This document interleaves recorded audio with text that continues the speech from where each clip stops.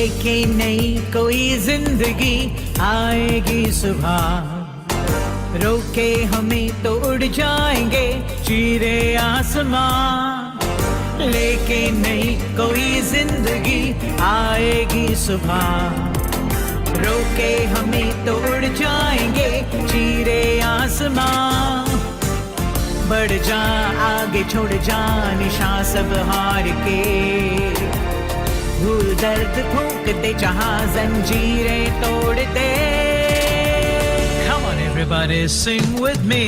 जख्मों को तेरे मरहम बना रख जिंदा हौसला, चिंगारी दिल की आग बना बन जा सलसला।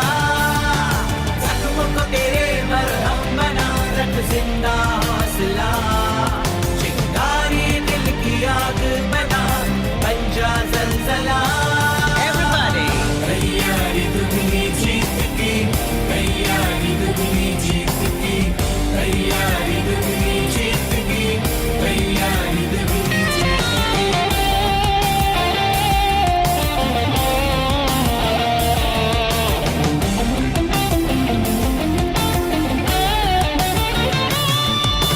जीत के सारे किस्से जहां के पीछे उनके गहरा अंधेरा, सच होंगे सपने जो सीखोगे कैसे गिर के उठना है। जीत के सारे किस्से जहां के पीछे उनके गहरा अंधेरा, सच होंगे सपने जो सीखोगे कैसे गिर के उठना है। बढ़ जा आगे छोड़ जा निशान सब हार के, भूल दर्द फूंक दे जहां जंजीरें तोड़ दे। Born to win, that's right। जख्मों को तेरे मरहम बना रख जिंदा हौसला, चिंगारी दिल की आग बना बन जा सलसला।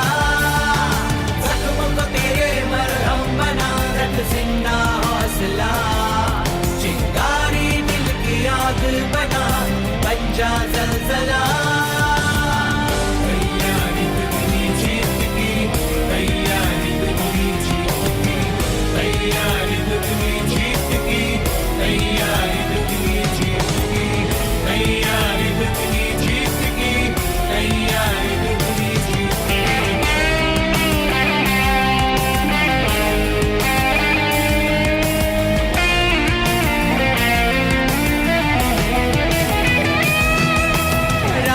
लाखों आंधी आएंगे तूफान भी टकराएंगे, कोशिश करेंगे टूटे तेरे हिम्मत हौसले।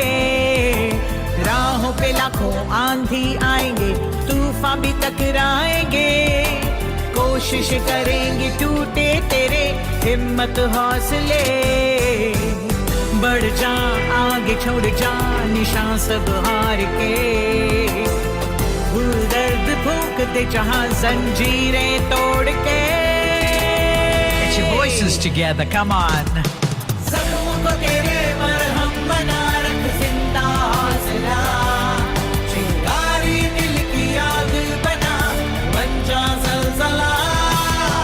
जख्मों को तेरे मरहम बना रख जिंदा हौसला, everybody चिंगारी दिल की आग बना बन जा सलसला।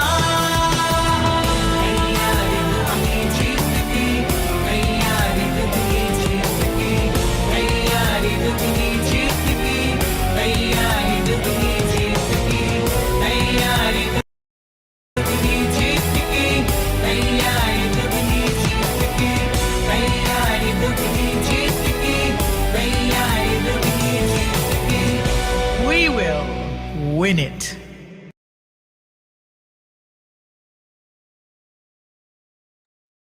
Hello everyone and a very good morning आप सभी को। एंड मैंने देखा कि जैसे ही मैंने रूम चालू किया, रूम 1000 प्लस क्रॉस हो गए हम लोग, विच इज़ वेरी गुड। तो थैंक यू सो मच इतनी जल्दी जुड़ने के लिए। अगर आप लोगों को चाहिए कि आपके डिस्ट्रीब्यूटर्स या आपके गेस्ट ज्वाइन नहीं हो पा रहे हैं मीटिंग में, तो प्लीज़ उन्हें बोलिए कि यूट्यूब लाइव हो रहा है, तो यूट्यूब पे भी हमारा सेशन लाइव है, यूट्यूब लिंक शेयर कर दीजिए। एंड फ्रेंड्स, मैं सनाया बात कर रही हूँ। 2 ही मिनट लूंगी आप लोगों के। दैट इज मुझे खाली एक अनाउंसमेंट करनी थी। 1 मार्च से फ्रेंड्स, यस 1 मार्च से हमारा एक सेशन होने जा, चैलेंज होने जा रहा है हेल्थ के ऊपर। जैसे अभी अभी हमने 90 डेज चैलेंज हमने किया हमारे मिशन स्लिम पॉसिबल का, वैसे ही हम 21 डेज का हेल्थ क्लब चालू कर रहे हैं वापस friends. It's only for 21 days. आपको वो चीज के लिए रजिस्टर करना पड़ेगा, जिसकी लिंक आपको आपके ग्रुप्स में मिल जाएगी। राइट, तो कनेक्ट करिएगा हमें। हमारे पर्सनल डायटिशियन रहेंगे आप लोग आपके साथ। वो पूरी एंड आपके सारे ही डाउट्स वो वहां पे क्लियर हो जाएंगे। एंड इसी के साथ without wasting any more time, मैं हमारे आज के स्पीकर, हमारे ब्रांड न्यू करोड़पति को इनवाइट करना चाहूंगी, मिस्टर राम जैसी सर को। सर के बारे में मतलब जितना बोलूंगी उतना कम है, तो उससे अच्छा हम एक काम करते हैं, हम सर को ही बुला लेते हैं एंड उनकी कहानी उनके जुबानी ही हम सुन लेते हैं। Correct? So thank you so much, and sir, over to you. Okay, hello. Thank you so much ma'am. मेरी आवाज आ रही है आपको? Yes yes yes sir, sir आपका कैमरा ऑफ है। Okay. Yes sir. Okay, first of all thank you so much ma'am, मुझे opportunity देने के लिए मैं आपको बहुत बहुत धन्यवाद देना चाहता हूँ। एंड संपूर्ण नमस्ते एंड गुड मॉर्निंग एवरीवन। मेरा नाम जैसा कि मैम ने बता चुके हैं, रविंद्र जैसी, राम सूर्या जैसी।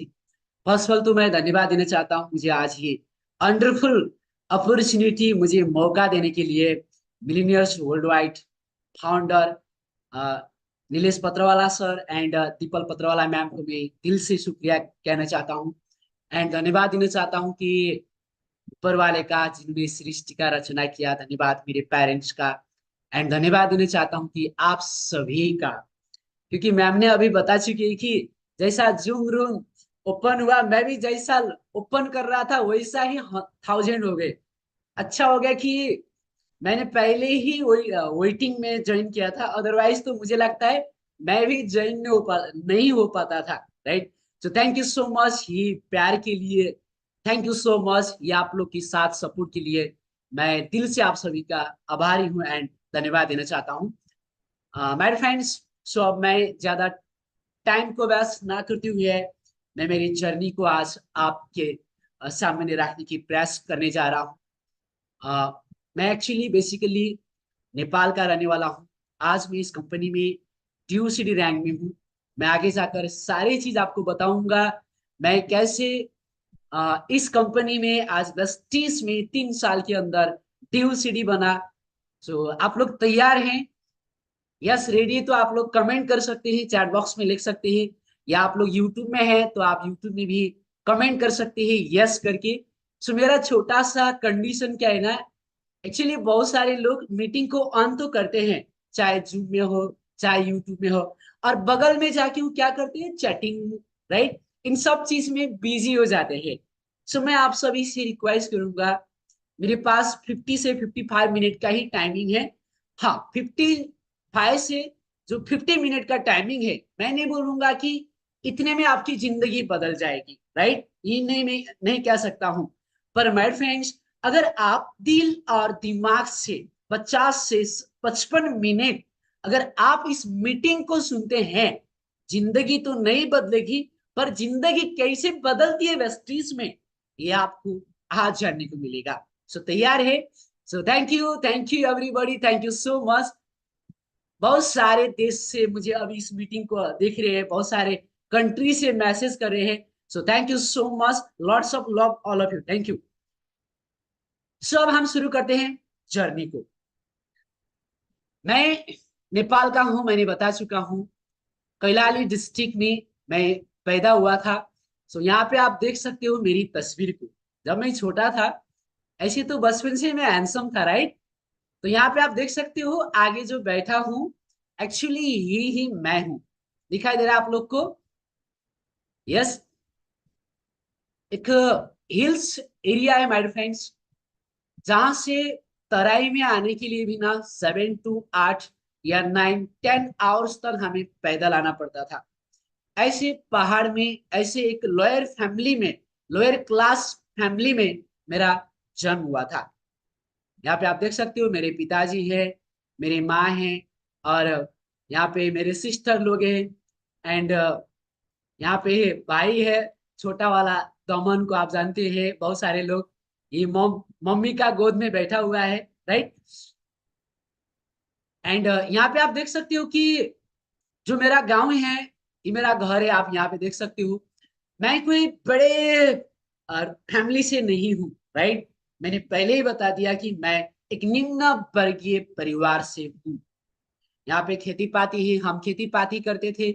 मेरे घर पे पहले जब मैं पढ़ाई करता था उस जमाना में 6-7 तो भैंस होते थे, और 3-4 बैल होते थे, 3-4 गाय होते थे, 50-60 तो बाखरे बकरी होते थे हमारे घर पे, राइट। तो ऐसे बैकग्राउंड से मैं बिलोंग्स करता हूँ। क्यों बता रहा हूँ? क्योंकि बहुत सारे लोग क्या बोलते हैं ना, आज तो बड़ा आदमी बन गए, आज तो ड्यूसीडी बन गए, आज लाखों रुपया कमाते हैं, करोड़ों कमाते हैं, राइट। इट मीन्स इन लोग की तो बैकग्राउंड ही अच्छे थे, इन लोग तो बड़े परिवार से थे, रॉयल फैमिली से थे, पहले पैदाशी ही सक्सेस थे, पैदाशी अमीर थे, इसलिए आज इतने पैसे कमा रहे हैं इस लेवल पे। बहुत सारे लोगों के दिल में, दिमाग में ऐसे बात जाते हैं।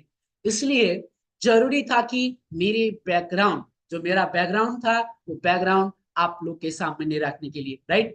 सो मेरा घर है, आप देख सकते हो, खेती है। और वहां पे जाने के लिए ना, ये जो यहाँ पे तस्वीर देख रहे हो लेफ्ट साइड में, ये बहुत बड़ा हिल्स है।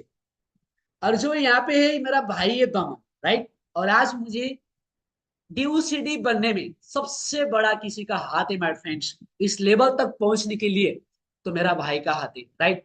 उसने हर वक्त, हर वक्त, हर समय में, हर मुसीबत में भाई ने मुझे साथ दिया। हाँ, एक मुसीबत में साथ नहीं दिया था, वो छोड़ के चले गया था नौकरी पे। पर बाद में उसको जैसा समझ में आने लगा कि मेरा भाई अकेला है वेस्टीज में, अकेला आगे नहीं बढ़ सकता है, मुझे साथ देना है भाई का, तो उसको समझ में आया। तो बाद में मेरा भाई भी मेरे साथ में आया, राइट। तो ये गांव जा रहा था, तो उस वो तस्वीर जो आप देख पा रहे हो, बहुत बड़ा हिल्स है। ऐसे हिल्स को पार करते हुए हमारा गांव आता था, घर आता था, राइट। मुझे याद है मैं छोटा था, तो जब छोटा था तो मैं इसी दमन भाई को लेके कुछ तो फ्रूट तोड़ने के लिए जा रहा था। तो भाई को कंधे में चढ़ा के मैं लेके गया था। तो जाते जाते रास्ते में स्लिप हो गया, तो गिर गया भाई, खेत में गिर गया, और मेरा हाथ पत्थर में गिर गया, तो मेरा लेफ्ट हैंड तब टूट गया था। जब मेरा ये हाथ टूट गया था बचपन में, तब ना हॉस्पिटल नहीं लिया गया था, पता है, क्योंकि हॉस्पिटल लेने के लिए 6-7 घंटे तक, वो भी गांव में किसी लकड़ी में बांध के, राइट, या तो हमारे वहां पे डोको भन्छ नेपाली में, राइट, डोकामा हालेर उसमें डाल के ना हमें हॉस्पिटल लिया जाता था, 6-7-8 घंटा लगा के। तो उतने तकलीफ नहीं उठाने चाहते थे लोग, इसलिए घरेलू उपचार से ही मेरा हैंड ठीक हो गया था। क्योंकि इतना बड़ा हिल्स को पार करते हुए हमें तराई में आना पड़ता था, राइट। तो ऐसे प्लेस में पैदा हुआ था मैं, आप यहाँ पे देख सकते हो, ये मेरा जन्म स्थान है। एंड ये मेरा स्कूल है, इसी स्कूल में मैंने पढ़ाई की थी 8 क्लास तक।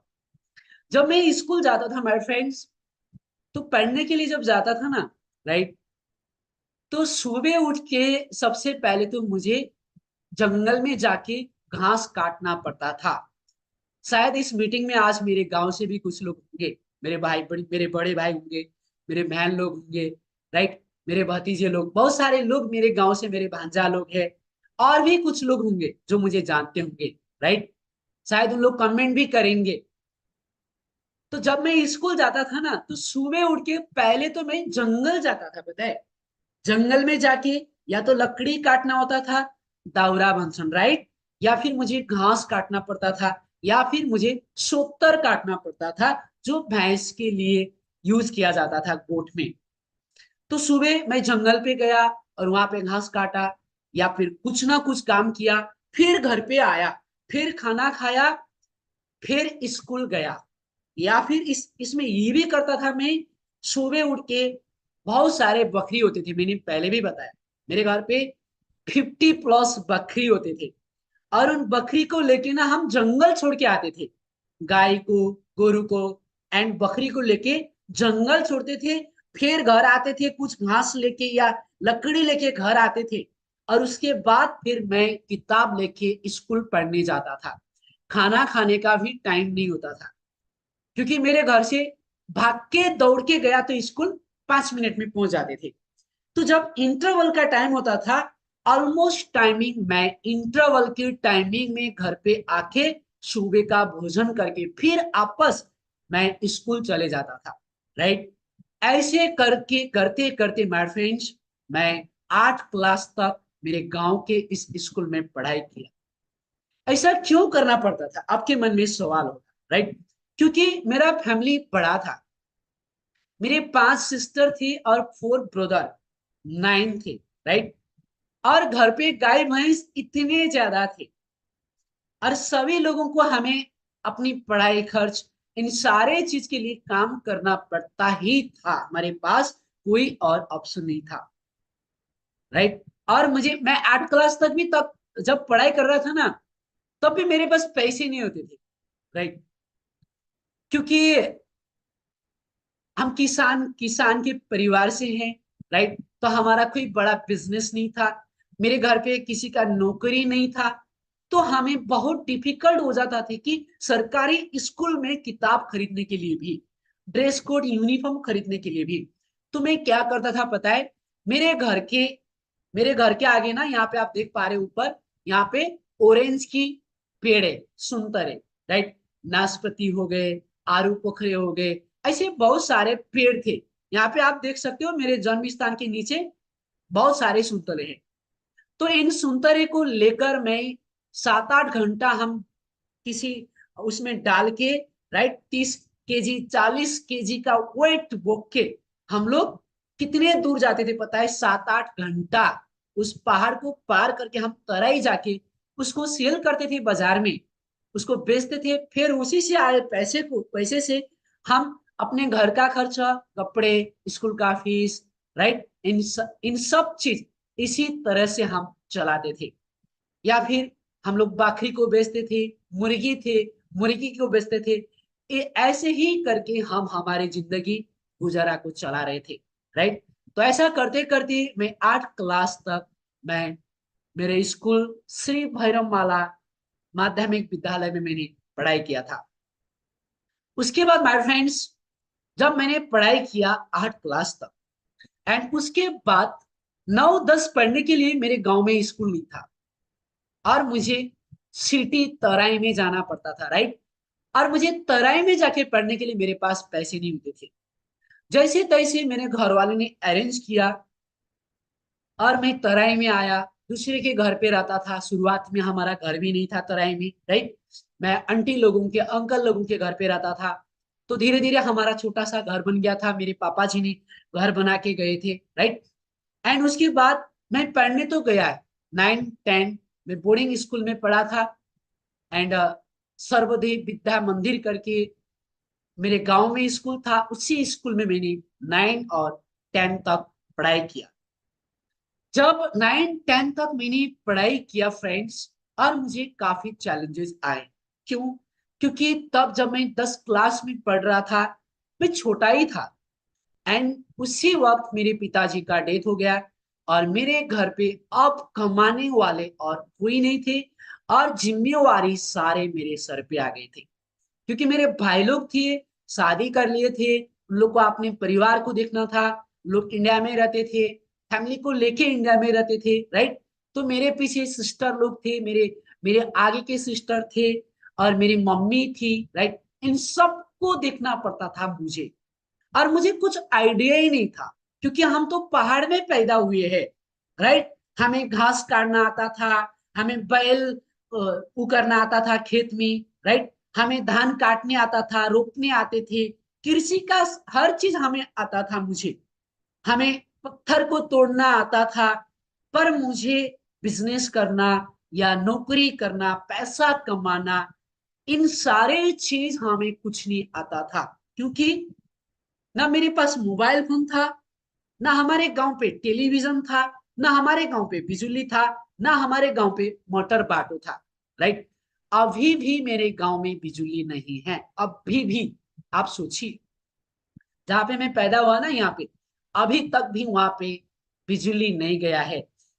राइट। अभी अभी तो इंटरनेट बड़े बड़े हिल्स में जाते तो इंटरनेट यूज होता है, पर पहले इंटरनेट इन सारे चीज हमारे गांव में कुछ नहीं था। तो हमें बाकी का दुनिया क्या होता है ना, कुछ नहीं पता था, सच कहूं तो। मैंने टीवी, जब मैं पढ़ाई करने के लिए तराई में आया ना, तब मुझे पता चला कि टेलीविजन होता है। वहां पे आके लोग बोलते हैं। राइट। तो हमें कुछ नहीं पता था, हमने मोबाइल फोन भी नहीं दिखा था। राइट। ऐसे दुनिया में रहता था, आप समझ सकते हो। राइट। तो हमारे लिए जंगल, एनिमल्स, इन सब हमारे दोस्त थे, हमारा दुनिया सब यही थे। राइट। तो जब मैं 9-10 क्लास में पढ़ने के लिए आया, तो मुझे बड़ा चैलेंजेस आ गया। मेरे पास पैसे नहीं होती थी फीस देने के लिए। कितने दिन ऐसा हुआ था कि मैं स्कूल से घर लौट के आ जाता था, क्योंकि मेरे टीचर लोग मुझसे पैसा मांगते थे, फीस मांगते थे, मेरे पास फीस नहीं होता था। और ऑलवेज ऑलवेज स्कूल में एक नोटिस बोर्ड होता है, और उस नोटिस बोर्ड में ना ऑलवेज मेरा नाम रेड लिस्ट में होता था। फीस नहीं देने वाला बंदा कौन है? तो मैं हूं। राइट। ऑलवेज। इसलिए क्या हुआ ना, वहां पे मेरे कोई दोस्त भी नहीं बने। पता है क्यों? क्योंकि मेरे पास पैसे ही नहीं था। मेरे पास बुक खरीदने के लिए नहीं होता था, मैं यूनिफॉर्म में नहीं रहता था, मेरे पास जूते नहीं होते थे। राइट। तो इन सारे जो प्रॉब्लम देख के ना, जो दोस्त लोग होते थे वो सारे लोग दूर दूर हो गए। क्लास के भी मेरे पास में करीब में भी कोई नहीं बैठता था। और मेरे आज भी जाके आप मेरे स्कूल में पता कर सकते हो, मैं ऑलवेज स्कूल में भी क्लासरूम के सबसे लास्ट वाले बेंच में रहता था, ताकि कोई नहीं होता था मेरे अगल बगल में भी। राइट। जब टीचर आते थे तो मैं दूसरे का बुक देखता था, मेरे पास वो पढ़ने के लिए भी बुक नहीं होता था। मेरे कुछ दोस्त लोग थे, कभी कभी मैं उनसे मेरा बुक लेता था, और घर पे लेके मैं वो होमवर्क करके दूसरे दिन फिर स्कूल में टीचर को अपना होमवर्क देता था। राइट। ऐसे कंडीशन, ऐसे सिचुएशन से मैं आया हूं मेरे फ्रेंड्स। मेरा कोई बड़ा बैकग्राउंड नहीं है। राइट। और जैसा मैंने 10वीं क्लास तक पास किया, और मुझे 11-12 क्लास में पढ़ना था, और मैं पढ़ना चाहता था, पर क्या हुआ ना, मुझे वहां से मार्कशीट सर्टिफिकेट लेने के लिए पैसा नहीं हुआ। तो मेरे पिताजी नहीं थे, मेरे मम्मी थे। मम्मी ने गांव में बहुत सारे लोगों को बोला, राइट, मेरे मेरे बेटे का फीस फीस वो करनी है, तो पैसे दे दीजिए, मेरे बेटा बाद में कमा के आपका पैसा दे देगा। पर किसी ने भी मेरे मम्मी को पैसा नहीं दिया। तो पड़ोसी, छिमेकी, रिलेटिव, रिश्तेदार, कजन लोग क्या बोलते थे पता है? अब तेरा बेटा को नौकरी कौन देगा? मैं तेरे बेटे को पैसे तो दे दूं, राइट, पर तेरा बेटा को नौकरी कौन देगा? और वो उस नौकरी से कमा के वो पैसा कैसे तीरेगा मेरा? राइट। इसलिए किसी ने भी हमें मदद नहीं किया, किसी ने भी हमें स्कूल की फीस देने के लिए भी पैसा नहीं दिया। राइट। तो बाद में मेरे पास कोई ऑप्शन नहीं था, तो मैंने डिसीजन लिया कि अब मुझे इंडिया जाना होगा।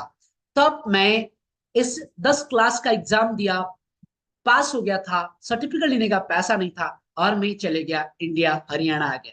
राइट। जब मैं हरियाणा में आ गया मेरे फ्रेंड्स, वहां पे आया, मेरे भाई थे वहां पे, तो उन्होंने मुझे एक डेयरी में काम लगाया। तो डेयरी में भी 18 लोगों को मुझे खाना खिलाना होता था। राइट। 18 लोगों को। तो वहां पे मैक्सिमम बिहार के लोग थे।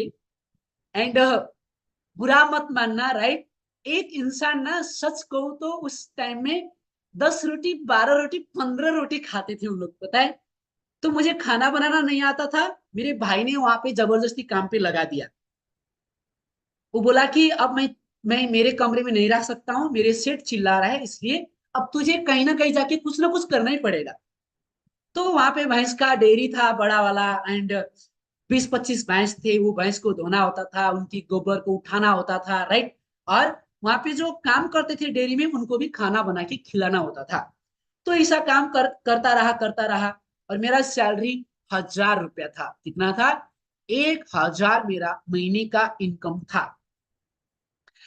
तो भी मैंने ऐसा सोचा कि 2-3 महीने में मेरा स्कूल का फीस हो जाएगा, फिर मैं चले जाऊंगा। पर मेरी एज कम थी और मेरे ऊपर काम प्रेशर ज्यादा थोपा गया, इसलिए मैं बीमार पड़ गया। राइट। इतना बीमार पड़ गया कि माय फ्रेंड्स, मुझे नहीं लगा था कि मैं जिंदा रह पाऊंगा वहां पे। राइट। इतनी भयानक मुझे बीमारी हो गई थी। पर जो शेर थे ना, सच में मैं भगवान से दुआ करता हूँ कि ऐसे इंसान किसी को ना मिले। राइट। किसी के भी जिंदगी में ऐसा इंसान इस धरती में ना रहे। मैं भगवान से ये दुआ करता हूँ, ऐसे इंसान को सच बुद्धि दे भगवान। राइट। मैं मर रहा था माय फ्रेंड्स, पर भी फिर भी जो शेर थे वो क्या बोलते थे पता है? मरने दो, मर रहा है ना, इसको मरने दो, मर गया तो वो भैंस के गोबर में गाड़ देना, किसी को पता नहीं चलेगा, लेकिन इसको हॉस्पिटल लेके मत जाना। सेठ ऐसा बोलता था। राइट। तो एक बिहार के भैया था, मैं उसको भैया भैया बोलता था। तो भैया मुझे बोला कि भाई, सेठ ऐसा बोलता है। राइट। तुझे तुझे इलाज कभी नहीं करेगा, तेरे भाई को तू बुला ले कैसे भी करके, नहीं तो तू इधर मर जाएगा। तो मेरी तबीयत एवरी डे खराब होते गई, होते गई, होते गई, होते गई। मेरे शरीर में खड़े रहने के लिए भी जान नहीं था माय फ्रेंड्स। राइट। मैं जिधर गया उधर गिर जाता था, मैं पानी के उधर गिर गया था, किसी इंसान ने पकड़ के लेके मुझे आए थे। राइट। फिर कैसा कैसा, तब मेरे पास मोबाइल फोन भी नहीं था, तो कैसा कैसा मेरे भाई तक ये संदेश पहुंचा कि तुम्हारा भाई सीरियस बीमार है, मर जाएगा। तो मेरे भाई आया, वहां से लेके चले गया। तो वहां से भी मुझे सैलरी भी नहीं दिया, क्योंकि सेठ ने बोला कि इसने काम ही नहीं किया। तो 2-3 महीना ऐसे निकल गया। फिर जाके मैंने एक दही भल्ले टिक्की ऐसा दुकान था, वहां पे काम किया। कुछ दिन तक उधर काम किया, वहां से कुछ पैसा हुआ और पैसे लेके मैं वापस आ गया। फिर नेपाल, अपनी देश आ गया। तो नेपाल में आया, स्कूल का फीस दिया, मैंने अपना सर्टिफिकेट मार्कशीट लिया 10 क्लास का। उसके बाद मैंने एडमिशन शुरू किया 11-12 के लिए। तो 11-12 के लिए एडमिशन तो किया, पर मेरे पास फिर भी पैसा नहीं था। राइट।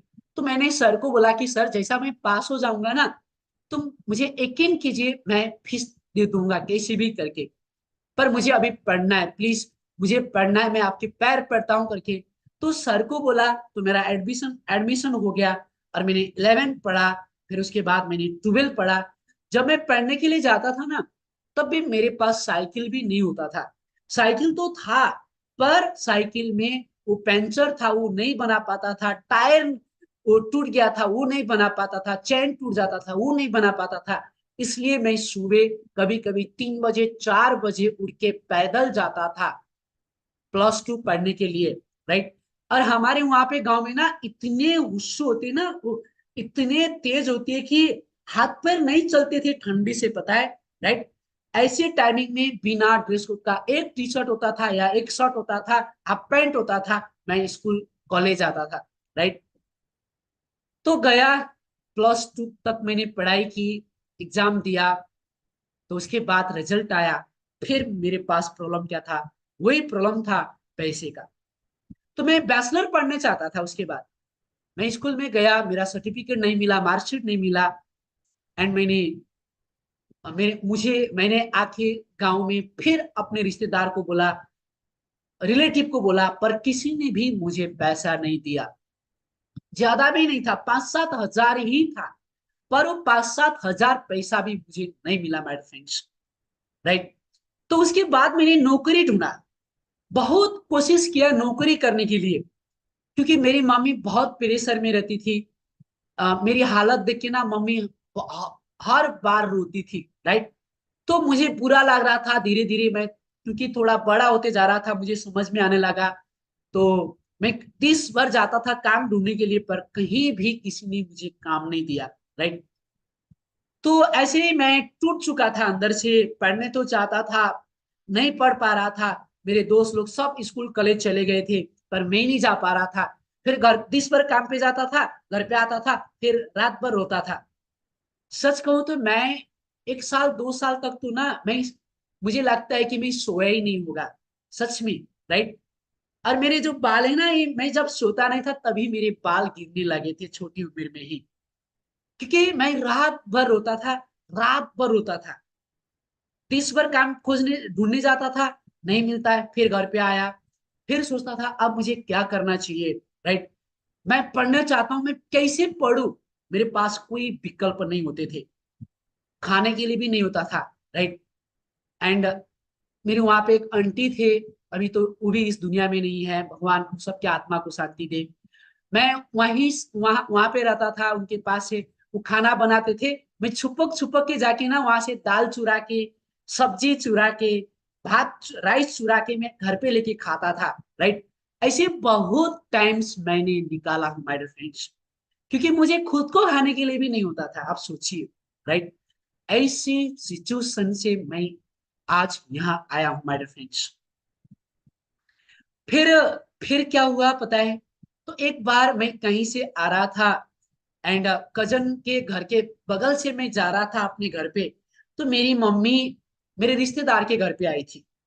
तो मैंने मम्मी का आवाज सुना, एंड मम्मी जैसे ही उनके घर पे जा रही थी ना, चप्पल पहन के गई थी।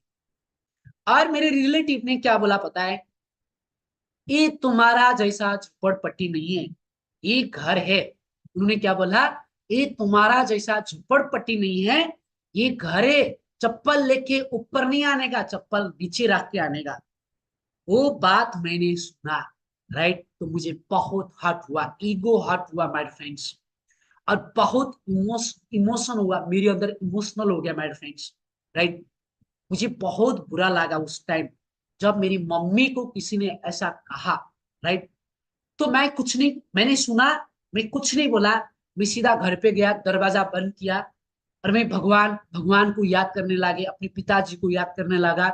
मुझे कुछ रास्ता दे दो, राइट। कुछ तो ऐसे आइडिया दे दो, कॉन्सेप्ट दे दो, मैं कुछ करके दिखा सकूं। आज मेरी मम्मी को किसी ने ऐसा कहा है, राइट। तो ऐसा फिर रोने लगा, वही पुरानी जैसा स्टाइल में फिर रोता था, रोता था, रोता था। रोते रोते ऐसे ही मैं घर पे सो जाता था माय फ्रेंड्स, राइट। कभी कभी तो 2 दिन तक भी मैं घर पे सोया हूँ। आप मेरे गांव में जाके पता कर सकते हो, मेरी वहां भाभी है, जो मेरे बड़े भैया, जो बड़े चाचा के बड़े बेटे की वाइफ है मेरी बड़ी भाभी, उन्होंने बहुत हेल्प किया था मुझे, राइट।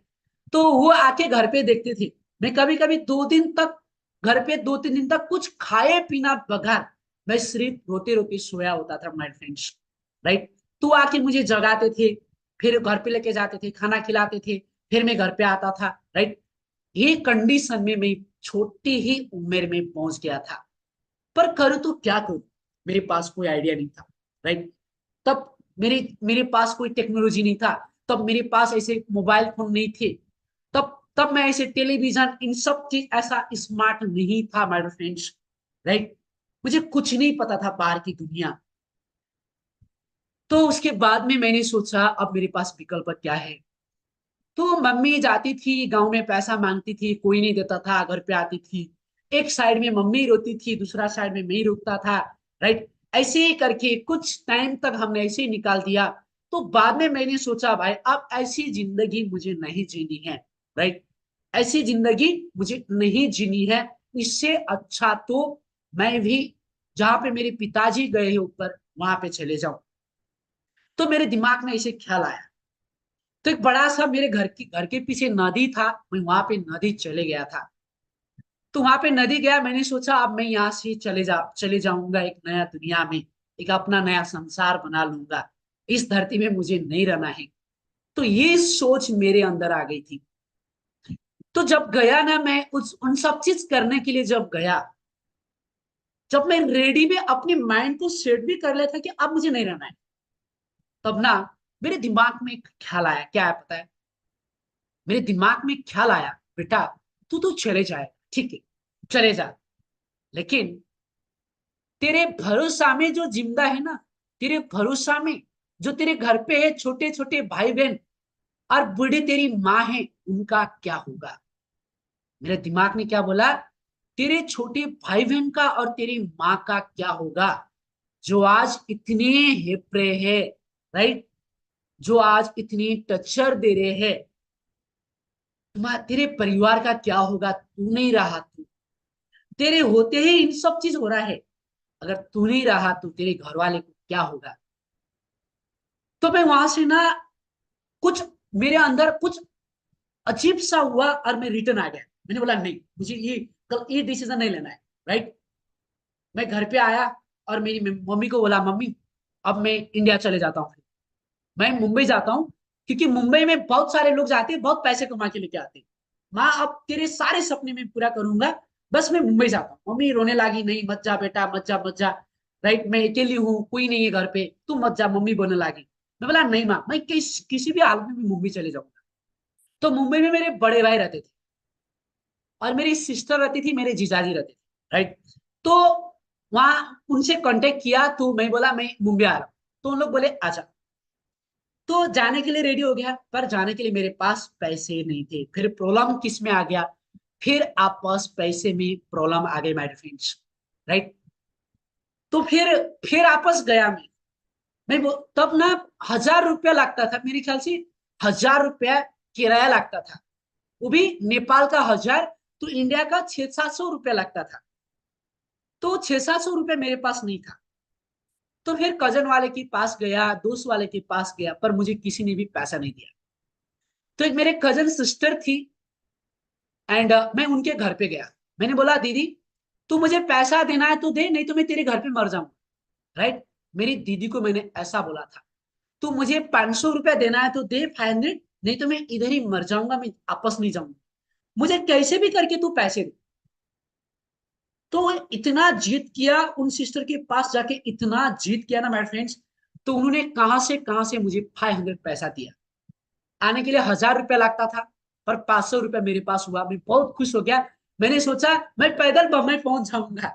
मुझे नहीं पता था कि मुंबई मेरे गांव से, नेपाल से इतनी दूर है, 2-2.5 हजार किलोमीटर है, मुझे नहीं पता था, 2,500-3,000 किलोमीटर करके। तब तो किलोमीटर क्या वो भी नहीं पता था मुझे, राइट। मैंने सोचा मैं तो इतना बड़ा अपना गांव में पहाड़ चढ़ के जाता हूँ, बम्बई क्या है, मैं तो पैदल ही पहुंच जाऊंगा, राइट। तो 500 रुपया लिया, मेरी माँ को बोला मम्मी अब मैं जा रहा हूँ। एक बैग था, 2-3 कपड़े थे फाटे टूटे, तो उस बैग में डाला। मेरे पास जूते भी नहीं थे माय फ्रेंड्स, हाथी छाप का चप्पल था तब का, वो भी नीचे से जो पत्थर होते ना, रेती ऊपर आ जाते थे। तो मैं निकल पड़ा बम्बई, सपने की महानगरी में, और अपने सपना पूरा करने के लिए नेपाल टू इंडिया इन 2013। 2013 के अंदर मैं घर से तो निकला, तो मैंने सोचा अब बस चढ़ू तो बस वाले इधर ही पैसा खत्म कर देंगे। मेरे भाई ने बोला कि 1,000 रुपया तक खर्च लगेगा, तो मैं फिर बम्बई कैसे पहुंचूंगा। एक काम करता हूँ, नेपाल से अपने घर से बॉर्डर तक मैं पैदल चले जाता हूँ। तब समथिंग 50-60 किलोमीटर होगा, राइट। 60-70 किलोमीटर का डिस्टेंस था, और मैं घर से पैदल निकल पड़ा माय फ्रेंड्स। और जैसा मैं रोड पे चल रहा था, धूप था, मेरे ख्याल से बारिश की टाइमिंग था, पर धूप बहुत था, राइट। वहां पे बहुत गर्मी होता है, हमारे तरह में ना बहुत गर्मी होती है। तो मैं चलता चलता चलता चलता चलता हाईवे में चलता रहा। वहां पे गाड़ी जा रही थी, मैं बहुत सारे लोगों को लिफ्ट मांगा। मैं बोला मेरे पास पैसे नहीं है भाई, मुझे धनगढ़ी सिटी लेके छोड़ दे। तो किसी के अंदर भी दया नहीं आया। मैंने बोला ठीक है कोई बात नहीं, मैं 10 दिन लगा के भी पैदल निकल जाऊंगा। और जब मैं वहां से पैदल चलता था ना, मेरे पैर के नीचे ना इतने बड़े बड़े वो हो गए थे, राइट। और धीरे धीरे जब मैं करीब पहुंच रहा था, तो कहीं कीले कुछ कुछ मेरे पैर के नीचे चले गया, और इतना ब्लीडिंग हो रहा था ना, मैं जिधर पैर रखता था उधर ब्लड ब्लड जाता था माय फ्रेंड्स। और मैं फिर चलता था, रोता था, चलता था, रोता रोता रहा, चलता रहा, रोता रहा, चलता रहा। और मैंने अपने आप से कमिटमेंट किया था तब भी, 2013 में क्या कमिटमेंट किया था पता है। जब रोड पे गाड़ी वाले जा रहे थे ना, तो मैंने अपने आप को एक कमिटमेंट किया, जब मेरे पैर के नीचे से ब्लडिंग हो रहा था, तब कमिटमेंट किया अब मैं आपस लौट के आऊंगा ना, आज जा रहा हूं पैदल, डजेंट मैटर, पर मैं जब आपस इस रास्ते से मेरे गांव लौट के आऊंगा ना, मैं दूसरे की गाड़ी में भी नहीं आऊंगा पहली बार, राइट। मैं खुद का कार खरीद कर ही मैं मेरे गांव में लौट कर आऊंगा, अदरवाइज मैं उधर ही उधर ही मेरी जिंदगी खत्म हो जाएगी, पर मैं लौट के मेरे गांव वापस नहीं आऊंगा। 2013 में मैंने उसी हाईवे पे चलते चलते ही कमिटमेंट किया था माय फ्रेंड्स। फिर मैं बॉर्डर फूगा जैसे तैसे। वहां से मैं, मुझे आज याद नहीं कि मैं कैसे इंडिया मुंबई पहुंचा, मुझे याद नहीं है। मेरे भाई ने बोला था तुमको ऐसा आना है ऐसा आना है, तो एक पेपर में मैंने लिख के आया था, क्योंकि मोबाइल फोन नहीं था, राइट। तो लिख के आया था मैंने, और लोगों को पूछता था, मुझे ढंग की हिंदी नहीं आती थी, राइट। तो मैं लोगों को नेपाली में पूछ लेता था, पर कुछ लोग समझ जाते थे। हिंदी नेपाली मतलब बहुत सारे वर्ड ऐसे जो सिमिलर जैसे होते हैं, तो लोग समझ लेते हैं। तो मैं उनको बोलता था मुझे बम्बई जाना है, अमरनाथ जाना है। तो कैसे कैसे मैं अमरनाथ में पहुंचा। एंड अमरनाथ में जैसा पहुंचा ना, तो वहां पर भी देखिए कितना बड़ा एक्सीडेंट हो रहा था मेरे साथ, क्योंकि ट्रेन आ रहा था रेलवे पटरी में। पर मुझे नहीं पता था कि वो ट्रेन, हम हमारा वहां पे क्या होता था, बस मैंने तो रोड पे बस ही देखा था, हमारे नेपाल में तो ट्रेन नहीं था, राइट। तो हम बस को हाथ देते थे, रुक जाता था। तो मैंने सोचा ट्रेन को भी हाथ दूंगा, रुक जाएगा ही। तो कल्याण जंक्शन में जैसा मैं उतरा, तो वहां से कुछ फास्ट ट्रेन आया हुआ था, बड़ा वाला जो होते है ना, एक्सप्रेस। तो उस ट्रेन को ना पटरी में मैं हाथ दे के रुका रहा था, पता है। तो किसी इंसान ने मुझे देखा, एंड उसके बाद उसने मुझे खींच लिया, अदरवाइज वो ट्रेन वहीं पे मुझे सुहा कर देता था। तो वहां से भी मैं बच गया। तो उसके बाद मेरे भाई लोग आए, मेरे जीजाजी को मिला, मैं वहां पे गया पूछते पूछते, और मुझे वहां पे काम नहीं मिला मुंबई में भी। तो एक होटल था अंबरनाथ में, तो उस होटल में मैं काम पे लगा माय फ्रेंड्स। और मेरा सैलरी था 1900, 1900 रुपया सैलरी से मैंने करियर को शुरुआत किया, राइट। और काम कुछ नहीं आता था, जो बोलते थे मैं बोलता था हाँ, यस बोलता था। मेरे दीदी मेरी सिस्टर ने बोला, सेठ जो भी बोला ना तू यस ऐसा हाँ हाँ बोल देना। तो मेरा सेठ ने बोला तुमको ये बनाना आता है क्या, मैं मुंडी हिला दिया, वो पूछा हाँ हाँ हाँ। तो होटल में लेके गया, मेरे को तो कुछ नहीं आता है, राइट। तो बहुत चिल्लाने लगे, तुम तो ऐसा ऐसा आता है बोलता था, अभी तुम्हें कुछ नहीं आ रहा है, मैं बोलता था हाँ जी। फिर भी मैं हाँ जी बोल देता था, राइट। तो बहुत गुस्सा किया मुझे। तो सेठ भी सेठी था, राइट, तो मुझे मारने के लिए भी आ गए थे। तो मैंने कैसा तैसा उनको हाथ पैर जोड़ा, सेठ मुझे काम से मत निकालो, मेरे मैं ऐसे परिवार से, मेरे पास कुछ नहीं है, आप ही सब कुछ हो करके। उनके सामने में फिर रोना धोना शुरू किया। तो उनको दया आ गया, तो उन्होंने काम से नहीं निकाला। तो बोला ठीक है, तुझे इतनी इन सारे बर्तन धोना है, और इधर पोछा मारना है, टेबल साफ करना है, राइट। और मार्केट में जाके तुझे सब्जियां भाजियां खरीद के लेके आना है। तो मैं बोला ठीक है। तो काम शुरू किया। तो बाद में ना, जब जब काम करते करते गया, तब मेरे मन में ख्याल आने लगा। मैंने सोचा कि 1000 1500 में मेरा क्या होगा, राइट।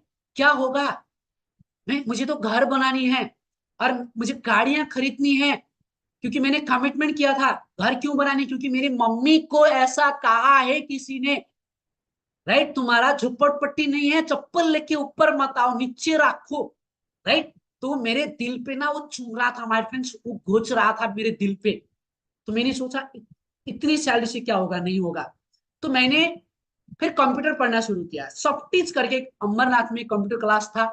तो मैंने सोचा अब कंप्यूटर पढ़ता हूँ, फिर वहां से कुछ सीखूंगा और ज्यादा पैसा कमा लूंगा, अच्छी नौकरी मिलेगी, अच्छी काम मिलेगी। तो ज्वाइनिंग किया कंप्यूटर क्लास, कुछ बेसिक मैंने सीखा, MI CIT। तो बाद में सेठ को पता चला, तो सेठ ने बोला तू या तो होटल ही कर या तो कंप्यूटर क्लास जा, दोनों ही कर सकता है।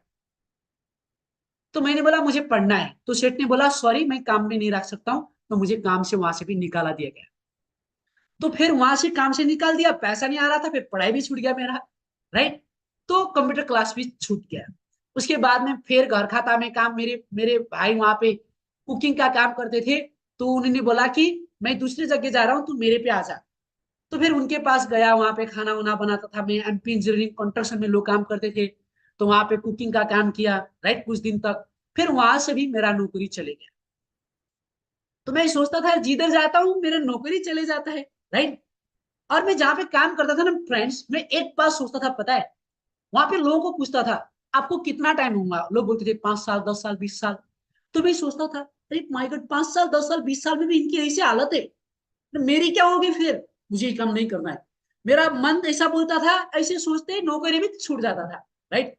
तो ऐसा करते करते मैंने बहुत सारा काम किया मुंबई में, बहुत सारा। ऐसे होते होते मैं मेंबर्स हुई थी नेपाली देशभक्त युवा समाज, एक संगठन था, राइट। तो इस संस्था में मैं आबद्ध हो गया। तो इसमें आबद्ध हुआ तो हम लोग चैरिटी का काम किया इसी से। तो यहाँ पे चेक भी है, हमने लोगों को डोनेशन किया। मेरे पास कुछ नहीं होता था देखिए, पर मैं मैं प्रोग्राम करके वहां पे लोगों को डोनेशन करा के ना गरीब लोगों को पैसा बांटता था, जो कैंसर पीड़ित थे, HIV एड्स पीड़ित थे, ऐसे लोगों को। मुंबई अंधेरी में भी मैंने प्रोग्राम किया था, राइट। तो फिर उसके बाद फिर मैंने सोचा कि अब मुझे डांस भी करना चाहिए, अब वहां से करियर बनाता हूँ। तो मैंने शंभू एकेडमी करके, तब अमरनाथ में डांस क्लास था, तो वहां पे मैंने डांस क्लास शुरू किया। आप यहाँ पे मेरा तस्वीर भी देख सकते हो। फिर मुझे काम नहीं मिला। फिर उसके बाद मेरे जीजाजी ने मुझे वॉचमैन का काम पे उन्होंने रिफर किया। तो फिर उसके बाद मैं बन गया वॉचमैन, राइट। तो वॉचमैन बना, गेट खोलने का, सुबह उठने का 3 बजे 4 बजे, गाड़ियां धोने का, राइट। तो ऐसा करते रहा, फिर चलता रहा जिंदगी। 50-100 गाड़ी धो लेता था और 7-8 हजार महीने का कमा लेता था। तो ऐसा करते करते तो मुझे बाद में फिर वही सवाल सता रहा था कि बेटा, तेरी जिंदगी ऐसे कब तक चलाएगा, तेरे सपने कैसे पूरा होंगे। मैं जितना कमा रहा था सब उधर ही खर्च हो जाता था, कुछ नहीं बचा पा रहा था, राइट। तो उसके बाद में ना मैंने मार्केटिंग करने का सोच बनाया। मार्केटिंग के बारे में कुछ जानकारी मिला, तो मैंने किसी एक्स कंपनी में मार्केटिंग के लिए मैंने अप्लाई किया, राइट। तो गया वहां पे, सब ठीक हो गया। उसके बाद में मेरा वॉचमैन का नौकरी भी छूट गया वहां से, मुझे वहां से काम से भी निकाला दिया गया। एंड फिर मैं हो गया बेघर।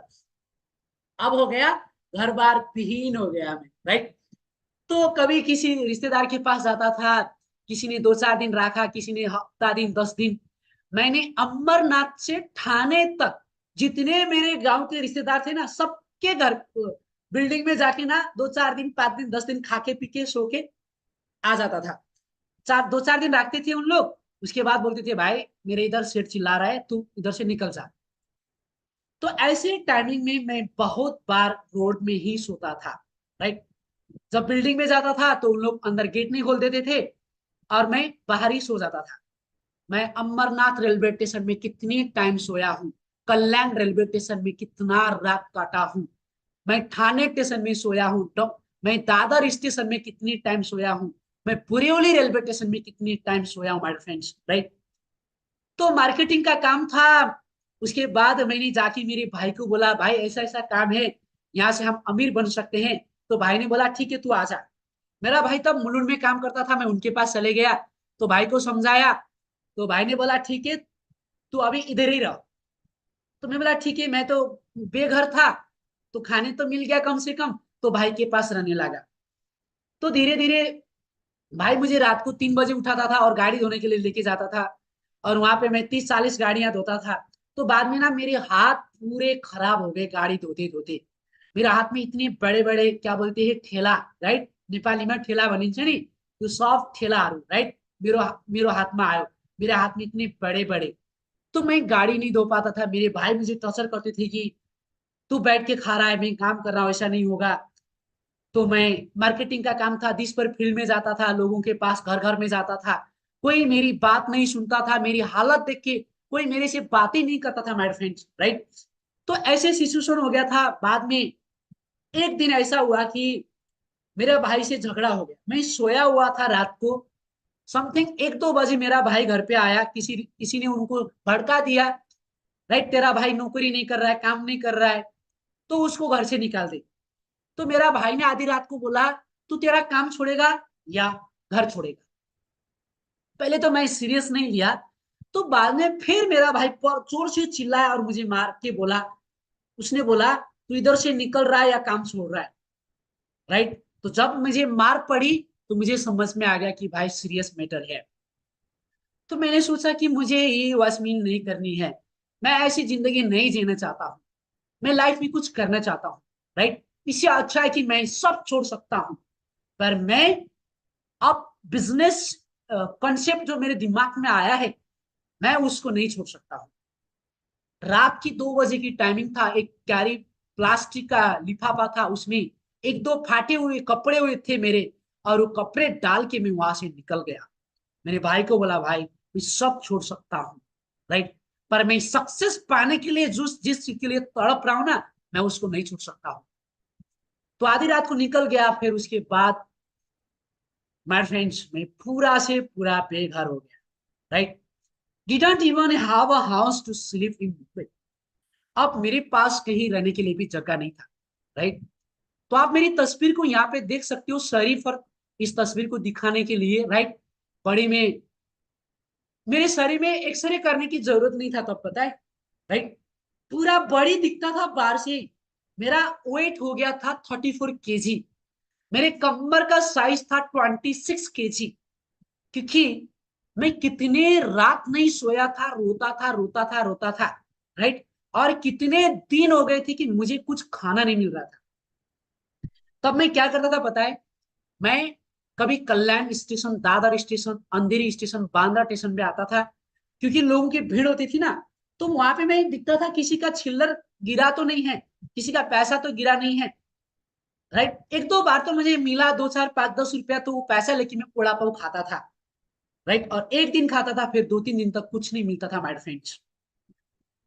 तो उसके बाद बहुत मेरी तबीयत खराब हो गई, बहुत हालत बुरा हो गया। और पहले एक बार में जब हुआ था, उससे भी बैड कंडीशन में मेरी तबीयत चले गई, माय फ्रेंड्स। और उसके बाद मेरे मेरे कोई नहीं थे, मेरे आगे पीछे कोई भी नहीं था। बस मैं चलता रहता था, दिस भर पता नहीं कहाँ जाता था, राइट। और रात को आता था कहीं, कभी किसी गार्डन में, कभी कहीं, ऐसी पूरी जिंदगी मैंने कुछ महीने तक ऐसा ही निकाल दिया। उसके बाद मेरा भतीजा था और मेरा दोस्त भी था जो डोंबिवली में रहता था। तो मैंने उसको कांटेक्ट किया, उसके पास गया, क्योंकि हम लोग क्लासमेट थे पहले। मैंने बोला, हेर, मेरी कंडीशन ऐसी है, अब देख, मेरे पास कुछ विकल्प नहीं है यार, अब तू ही है जो मुझे बचा सकता है। एक तो मुझे मेडिसिन खाने के लिए पैसा नहीं है, मैं एक तो बीमार से भी मर जाऊंगा, दूसरा भूख से मर जाऊंगा। तो वो भी पहले तो नाना बोल रहा था, मैं जबरदस्ती उसके साथ में गजा के रहने लग गया। तो पहले 2 4 5 10 दिन रखा उन्होंने भी। उसके बाद उसने बोला, सॉरी अंकल, मैं रख नहीं सकता हूँ, मेरे ऑफिस में मेरे सेठ चिल्ला रही है मुझे, राइट, अब तो यहां से निकल जा। तो मैं उसके रूम से भी फिर निकल गया। उसके बाद अब कहाँ जाऊं, कोई नहीं था। तो मैं कभी किसी के बिल्डिंग में घुस जाता था, कभी किसी के बिल्डिंग में घुस जाता था। ये जो तस्वीर है ना, ये डोंबिवली का है। फटके रोड में एक बिल्डिंग था, और उसके ऊपर टेरिस में जाके मैंने कहीं रात काटा। वो भी रात को गेट बंद हो जाता था 1 बजे 2 बजे, उसके बाद में जाता था उस टेरिस में, माय फ्रेंड्स। वहां से गिर गया ना तो कुछ हड्डियां भी नहीं मिलेगा। 15 20 माला का बिल्डिंग था वो, पता है। और उस टेरिस में जाकर मैं सोता था, राइट। तो हुआ क्या पता है, तो वहां पर भी सेठ को पता चल गया कि यहाँ पे कोई आके सोता है। तो वहां से भी मुझे मार के निकाल दिया गया। उन्होंने बोला, बिल्डिंग वाले ने, देख, तू तो मर जाएगा नेपाली, तू तो ऊपर चले जाएगा, लेकिन हमारा बिल्डिंग फंस जाएगा, हम फंस जाएंगे, राइट। तो सब लोग ने मुझे गालियां दिया, पीटा, मारा। फिर वहां से भी मैं निकल गया, माय फ्रेंड्स। तो ये एक तस्वीर आप देख सकते हो, एक मैं सूरत में गया था, राइट, क्योंकि ट्रेन तो फ्री का है, मैं कहीं पर भी पहुंच जाता था। और वहां पे जब चेयर मिला, हल मिला ना, तो मुझे इतनी सुकून की नींद आई कि लोग वहां पे लोग जमा थे, पर मैं वहां पे सो गया था। तो किसी बंदा ने मेरा फोटो खींच खींच लिया था। ये फोटो तभी का है, राइट, क्योंकि मैं कितनी रात नहीं सोया था। तो ऐसा जिंदगी चल रहा था। फिर चलते चलते कनेक्टेड हो गया प्रेस्टीज, राइट। तो बहुत लंबी है कहानी, दूसरे दिन मैं आपको शेयर करूंगा। उसके बाद भी बहुत सारे चीज है, राइट। एंड फिर मैं कनेक्ट हो गया प्रेस्टीज में, लॉकडाउन। और जब लॉकडाउन हो गया, जो पहले भी चल रहा था जहां से रोजी रोटी, और वो भी वहां से भी सारे रोजी रोटी चले गए, माय फ्रेंड्स। और उसके बाद फिर स्ट्रगल की जिंदगी आ गई, कोरोना आ गया, आप सभी को पता है। तो कोरोना में, जब कोरोना आया, तब घर रूम पे था मैं।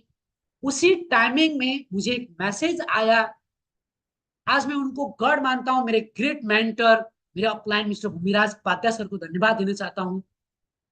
वो नेपाल में थे, मैं मुंबई में था, तो उन्होंने फेसबुक पे एक मैसेज किया मुझे, आप पार्ट टाइम में कुछ करना चाहते हो? मैं तो बोला भाई, मैंने मन में सोचा मैं तो भूखा मरा हूं यार इधर, राइट? क्योंकि हम बीएमसी से मांगते मांगते खाते भी, बीएमसी वाला भी हमें खाना देना बंद कर दिया था, पता है, ऐसी सिचुएशन में थे हम लोग लॉकडाउन में भी। तो उसके बाद फिर इस बिजनेस के बारे में उन्होंने मुझे बताया, मुझे समझ में कुछ नहीं आया था।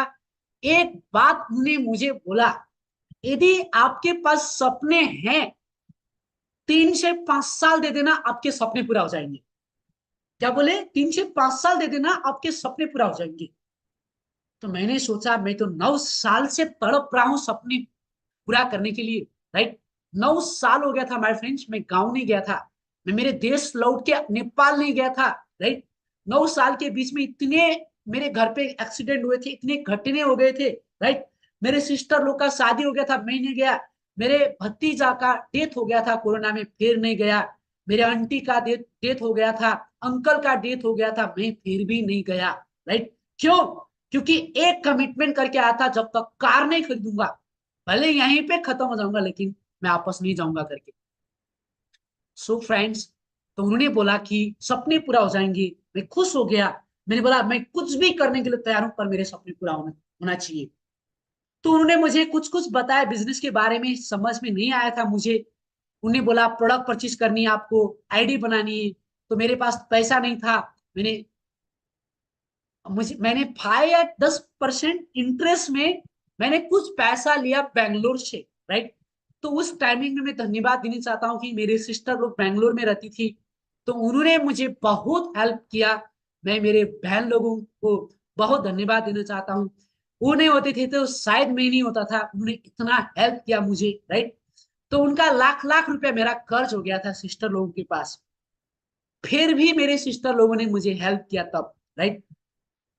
तो तो उसके बाद फिर मैं ज्वाइन हो गया वेस्टीज में, मेरे फ्रेंड्स, 2020 लॉकडाउन का टाइमिंग में। एंड पहली बार हम प्रोडक्ट खरीदने गए थे, आप देख सकते हो मैं ऐसा था, पूरा चश्मा पहना हुआ था, इतना बड़ा मास्क लगाया हुआ था। हम लोग गोरेगांव बेस में प्रोडक्ट लेने के लिए गए थे, पुलिस का डंडा खाए थे, याद है? और वहां से हमने सामान लेके आया प्रोडक्ट। ये फोटो देख रहे हो, इस बगल में जो एयरफोन है ना, वही मैं हूँ, राइट? और उधर उस साइड में बैठा हुआ येलो टी शर्ट वाला दमन है भाई मेरा, राइट? और बनियान पहना वाला प्रदीप परियार है। आज मैं यूसीडी हूँ, मेरा भाई यूसीडी है, और प्रदीप आज ग्राउंड डायरेक्टर है, राइट? तो गोरेगांव की एक रूम से हमने हमारी ज्वाइनिंग को शुरुआत किया वेस्टीज 2020 कोरोना काल में, लॉकडाउन में। चैलेंजेस बहुत आए थे, बाहर जा नहीं सकती थी, किसी को प्लान नहीं दिखा सकते थे, आप लोग को भी पता है, राइट? फिर उसके बाद करता रहा, लोगों को बताते रहा। मैं बाहर तो नहीं जा सकते थे, तो मुझे आइडिया मिला ऑनलाइन से करने का, तो मैं ऑनलाइन में चले गया, कुछ ना कुछ डाल देता था, लोग आते थे, समझाता था, गालियां खाता था मैं। इतने सारे लोगों ने तो फेसबुक में मेरे नाम लिखते थे फोटो, और वहां पे रेस्ट इन पीस लिखते थे, पता है, रिप, ये आदमी फंसाने वाला है, ये एजेंट है, राइट? क्या क्या बोल देते थे। तो एक बार तो मेरे दोस्त ने मुझे स्क्रीनशॉट भेजा, राइट? बोलता है तू जिंदा है ना? मैं बोला हाँ, क्यों? अरे तेरा तस्वीर, तेरा फोटो डाला एक आदमी ने, और नीचे सब श्रद्धांजलि दे रहे हैं यार। मुझे नहीं पता था, क्योंकि उसको प्लान दिखाया तो उसको मुझे नेगेटिव गालियां देने लग गया, राइट? ये आदमी फंसाने वाला है, बम्बई में रह के आदमी फंसा रहा है करके। तो ऐसे बहुत सारा चैलेंजेस मेरे साथ में आया। तो बाद में धीरे धीरे मैं मेरे मेंटर लोगों से मिला, थैंक्स अ लॉट। मेरे गुरु यहाँ पे भूमिराज पात्या सर है। उसके बाद में मिला Nilesh Patrawala sir, the people ma'am से मैं मिला, आप देख सकते हो यहाँ पे तस्वीर, राइट? इनसे भी जो मिला है ना, वो क्रॉस लाइन ने मिलाया था मुझे, पता है? जब पहली बार मैं नीलेश सर, दीपल मैम के घर पे गया था, वो भी मुझे क्रॉस लाइन ने लेके गया था उधर। मैं बोला कैसे भी करके मिला दो यार, एक बार तुम्हारे पैर पड़ता हूँ, राइट? तो क्रॉस लेक था, उन्होंने लेके मुझे नीलेश सर से, दीपल मैम से घर पे मिला दिया। तो बहुत उस दिन से ना, सच में मेरी सारे सोच, इन सब चीज मेरे उसी दिन से चेंज हो गया था माय फ्रेंड्स।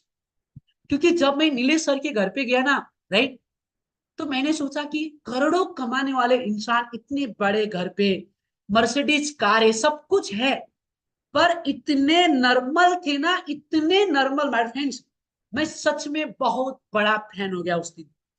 मैंने तो सोचा था कि करोड़ कमाने वाले इंसान का एटीट्यूड क्या होगा, उनकी बोलने की स्टाइलिश क्या होगी, राइट, मेरे साथ कैसे व्यवहार करेंगे, तो ये सब सोचा था। पर ऐसा नहीं था। मैंने सोचा मैं किसी भगवान के घर पे आया हूँ। दीपल मैम को देखा तो मैंने सोचा किसी लक्ष्मी के घर पे मैं आया हूँ, राइट।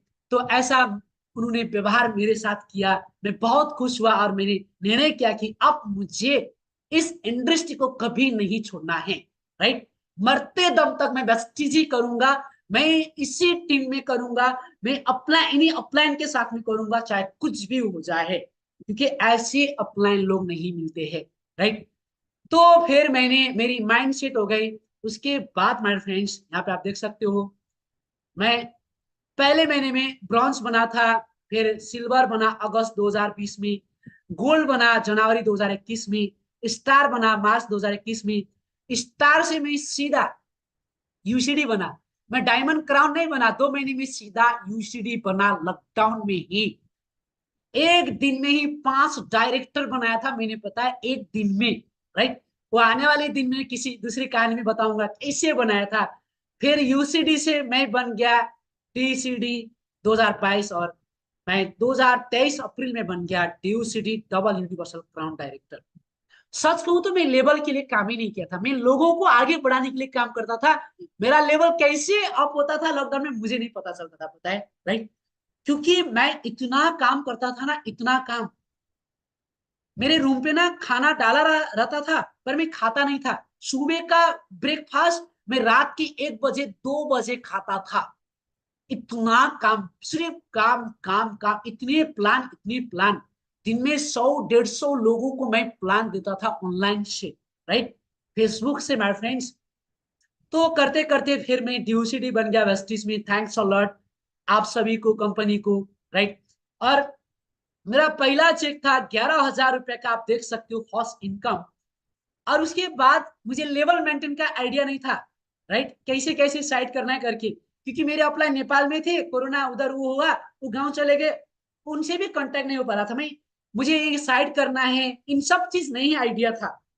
तो बाद में धीरे धीरे मेरा चेक घटता घटता गया, घटते घटते ना सितंबर में मेरा चेक 300 रुपया में हो गया, क्योंकि मेरे साइड से लोग क्वालिफाई हो गए थे, मुझे साइड वॉल्यूम करना करके आइडिया नहीं था, राइट।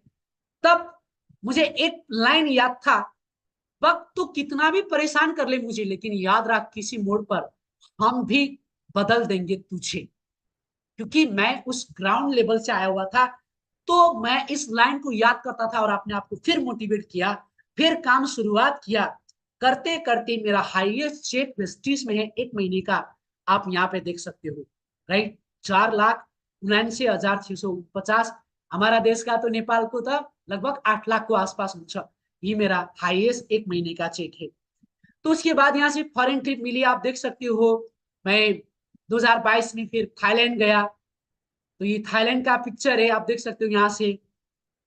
अच्छा, ये जो बंदा है ना, ये जो मेरा दोस्त है यहाँ पे लेफ्ट साइड में, मैं ऐसा किया हूँ ना, तो मेरा इस इंडस्ट्री का डायरेक्ट सेलिंग का पहला मेरा प्रोस्पेक्ट है, इसलिए मैं उनका तस्वीर आज भी रखा हूँ। पर अभी नहीं करते हैं, राइट।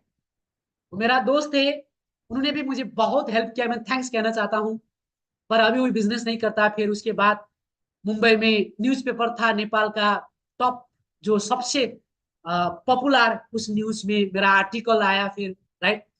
फिर उसके बाद जो मेरा मन में था, जो मेरी मम्मी को बोला था तुम्हारा घर तो झुपड़पट्टी करके, तो मेरा एक अच्छा घर बना के दिखाना था मेरे रिलेटिव के आगे। तो मेरा घर पहले ऐसा था, आप देख सकते हो। फिर उसको तोड़ के मैंने ये घर भी बनाया वेस्टिज का हाउस फ्रंट से, राइट। तो बहुत खुश हुआ, मेरी मम्मी भी बहुत खुश हुई। उसके बाद मैंने यहाँ से कारखंड आने लगा, बाइक खरीदा, पहला बाइक, दूसरा बाइक। उसके बाद धीरे धीरे मैंने यहाँ से किया सेल्टोस का टॉप ब्रांड का जीटी में मैंने कार भी खरीदा यहाँ से। आज मेरे पास बाइक भी है और कार भी है, राइट। और 2023 दशहरा में 12 साल के बाद मैं अपनी कार लेके अपनी गांव, राइट, अपना देश लौट के गया मेरे फ्रेंड्स। 12 साल तक नहीं गया था मैं। आप सोचिए, कोई बंदा 12 साल तक अपने परिवार छोड़ के, अपनी देश छोड़ के कैसा रहा सकता है, आप सोचिए तो कैसा रहा होगा। इतने सारे चैलेंजेस आते हुए भी, पर मैंने कभी भी गिव अप नहीं किया, कभी भी। मैं भगवान को बोलता था, भगवान आपके पास जितनी ताकत है ना, मुझे तोड़ने के लिए लगा लो, मुझे रोकने के लिए। जब तक जिंदा हूं ना, जब तक सांस रहेगा ना, तब तक मैं हार नहीं मानू। मैं भगवान से ऐसा चैलेंज करता था माय फ्रेंड्स, राइट। तो बाद में मैंने ऐसे जमीन खरीदा, लैंड परचेज किया, राइट। धीरे धीरे अच्छी इनकम होने लगा। यहाँ पे डीओसीडी बना, मैंने पहले ही बताया आपको, ये देख सकते हो आप। उसके बाद पता ही नहीं चला 2024 में मैं करोड़पति भी बन गया, राइट। तो थैंक यू सो मच एक करोड़पति अवार्ड के लिए मिलेनियर्स वर्ल्ड वाइड को मैं धन्यवाद देना चाहता हूँ। अगर मैं कन्वेंशन में नहीं गया होता था ना, मैं करोड़पति नहीं बनता था, राइट। पहला कन्वेंशन था, 10 लाख कमाया हुआ था मिलीनियर्स में गए, मिलीनियर्स का। दूसरा कन्वेंशन जब हुआ था, तब मैं गया तो नहीं था, पर ऑनलाइन ऑनलाइन से मैंने दिखा था वीडियो, पर मैं गया नहीं था। तब मैं राइजिंग करोड़पति के लिए सेकंड कन्वेंशन में मैं गया था, और तीसरा कन्वेंशन में मैं गया, तीसरा कन्वेंशन में मैं करोड़पति बन के गया माय फ्रेंड्स। पहला कन्वेंशन मिलीनियर्स, दूसरा राइजिंग, तीसरा करोड़पति। अब चौथा आप सोच सकते हो, राइट, इससे आगे का। सो थैंक यू सो मच कहना चाहता हूं मैं the people ma'am and Nilesh sir को। अभी 2024 में जो कन्वेंशन हुआ था, मेरे साथ में मेरी टीम से राइजिंग करोड़पति बने, बहुत अच्छा लगा। आने वाली साल में तो इतने करोड़पति, इतने राइजिंग स्टेज में होंगे ना, तो आप कल्पना भी नहीं कर सकते हो, राइट। तो यहाँ पे देख सकते हो बिफोर वेस्टिज और आफ्टर वेस्टिज। पहले का तस्वीर मेरा ऊपर देख सकते हो, बाद का। या हमारे 1 महीने का चेक है भाई का, मेरा 8,70,000 हमारे देश का। और हाईएस्ट चेक हमारा देश का है 10,80,000, राइट। तो बिफोर वेस्टिज, ये मेरी वेस्टिज की जर्नी थी माय फ्रेंड्स। एंड यहाँ पे आप लाइन देख सकते हो लास्ट में, मुश्किल नहीं है कुछ दुनिया में, तू जरा हिम्मत तो कर। मुश्किल नहीं है कुछ दुनिया में, तू जरा हिम्मत तो कर। ख्वाब बदलेंगे हकीकत में, तू जरा कोशिश तो कर। आधिया सदा चलती नहीं, मुश्किलें सदा रहती नहीं। मिलेगी तुझे मंजिल तेरी, बस तू जरा कोशिश तो कर। बस तू जरा कोशिश तो कर। बस आप कोशिश करते रहिए, डेफिनेटली आपको सफलता 1000% मिलेगी, right. So thank you so much, thank you. Last में यहाँ पे आप देख सकते हो, सफल के लिए 5 बातें दिमाग से निकाल देना है। मुझसे नहीं होगा, ये निकाल देना है। क्योंकि मेरे साथ इतने सारे एक्सीडेंट होने के बावजूद भी मैंने कभी नहीं सोचा कि मुझसे नहीं होगा। मैं बार बार सोचता था कि मुझसे होगा। मुझे लोग बोलते थे, क्या पता है तू अश्विन है, तू नेपाल का है, तू कैसे बिजनेस करेगा, तू कैसे कार ले लेगा, पागल है क्या तू। मुझे लोग ऐसा बोलते थे, पता है। बार मैं ऑलवेज क्या बोलता था, मुझसे होगा। 1000 लोग बोलते थे तुझसे नहीं होगा, मैं बोलता था इस दुनिया के 700 करोड़ लोग बोलेंगे ना तुझसे नहीं होगा, पर अकेला राम जोशी बोलेगा तुझसे होगा, मुझसे होगा, राइट। ये मेरे दिल में, दिमाग में थी। इसलिए माय फ्रेंड्स, ऑलवेज आपको क्या बोलना है, जो मुझसे नहीं होगा बोलते ना, आज से आप इस बात को निकाल देना। आज से बोलना मुझसे ही होगा, राइट। और लोग क्या कहेंगे, लोग सबसे बड़ा रोग क्या कहेंगे, लोग बोलते हैं ना, तो लोग क्या कहेंगे उनकी बातों में मत जाना। मेरी माँ को लोग बोलते थे तेरा बेटा बम्बई में गलत धंधे में लग गया है, गलत काम पे लग गया। मेरी माँ रोते रोते 2 बार बम्बई आई थी। मैं मंदिर में लेके गया था मुलुंड में मेरी माँ को, आईपा मंदिर में। माँ को बोला था, माँ तेरा खून से पैदा हुआ है ना, तेरा बेटा कभी जीवन में गलत काम नहीं करेगा, तू जा अपने गाँव, तू घर पे जा, तेरा बेटा कभी गलत नहीं करेगा, तेरा खून से बना हुआ है ना, तो गलत काम नहीं करेगा। बोलने दे, लोगों को कुछ भी बोले तेरे बेटे के खिलाफ, तेरा बेटा कभी गलत लाइन में नहीं जाएगा, राइट। तो मेरे गांव वाले ने मेरी माँ को ऐसा पागल बना दिया था, मेरी माँ रोती रोती बम्बई आ गई थी, आप सोचो, राइट। इसलिए लोग क्या कहेंगे ये मत सोचिए माय फ्रेंड्स। लोगों का काम है कहना, आप करते आगे बढ़ते रहना। और मेरा मूड नहीं है, बहुत सारे लोग बोलते मेरा मूड नहीं है। अरे भाई, मेरा मूड कितना टूट जाता था, बार बार कितने टचर सहता था मैं, पता है, राइट। पर मैंने कभी नहीं बोला कि मेरा आज बिजनेस करने का मूड नहीं, राइट। एंड मेरी किस्मत खराब है, मत बोलना गलती से भी किस्मत खराब है। बहुत सारे बोलते हैं ऊपर वाला ने मेरा किस्मत खराब कर दिया। मैं बोलता ऊपर से किस्मत खराब किया है ना, तो नीचे से किस्मत अच्छी आप लिख लो ना दोस्त, राइट। आपके हाथों में आपका भाग्य, किस्मत, मेरे दोस्त भी बोलते थे किस्मत खराब है, ये फलाना ढिमकाना। मेरी माँ बोलती थी ज्योतिष ने तुम्हारा तेरा हाथ देखा है बेटा, तेरा किस्मत खराब है, बोलती थी मैं। राइट। तो अगर मैं उन बातों को मान लेता तो, इसलिए कभी मत बोलना कि भाग्य किस्मत खराब है, इनको दोष मत लगाना दोस्त। और मेरे पास टाइम नहीं है, टाइम है, राइट, निकालो दोस्त, ये कभी मत बोलना। और लगे रहना, मेहनत करते रहना। आज हमारा है, आज हजारों लाखों लोग वेस्टीज में अपनी करियर बना चुके हैं, कल आपका होगा, right. So thank you so much everybody, thank you so much. So मेरी जर्नी यहीं तक आज के लिए खत्म करता हूं। थैंक यू आप सभी लोग अभी तक मुझे सुनने के लिए, आप सभी का शुक्रिया अदा करता हूं। बहुत सारे लोग यूट्यूब से देख रहे हैं, जूम से, 1000 लोग जूम से देख रहे हैं।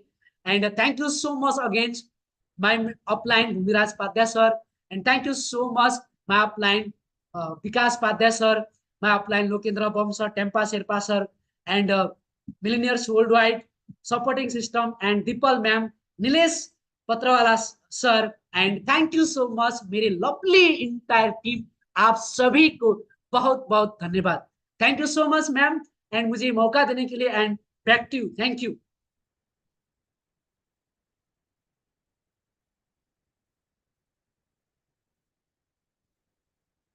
Thank you sir.